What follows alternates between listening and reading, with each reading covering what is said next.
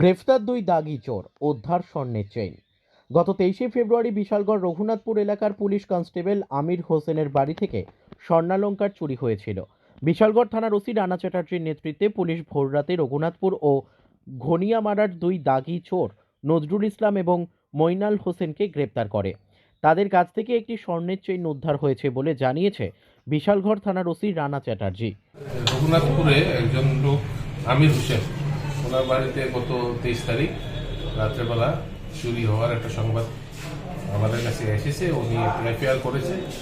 এই এফআইআরের ইনভেস্টিগেশনে আমরা এখানে দুজন আমাদের এখানে যে প্রপার্টি অফেন্ডার তাদেরকে আমরা অ্যারেস্ট করতে পেরেছি এভিডেন্সের উপর ভিত্তি করে, এবং একটা গোল্ড মেড একটা চেইন, এটা আমরা রিকভারি করেছি, স্টোলেন চেইন।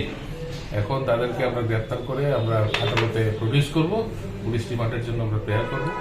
আরও যা যা মাল আছে এগুলো রিকভারি করার আমরা চেষ্টা করব। কোন কেস কানেকশন স্যার? এটা নাম্বার? এটা তো নতুন কেস, আজকে কেস হয়েছে 13 number case, Bishalgarh police station case number 30। তাদের কোথায় সেকশন 457-380-401। স্যার তাদেরকে কোথায় থেকে গ্রেপ্তার করছেন? বিশালগড়ের থেকে। কি নাম অভিযুক্তদের? অভিযুক্তদের কি নাম? একজনের নাম হচ্ছে নজরুল ইসলাম, আরেকজনের নাম হচ্ছে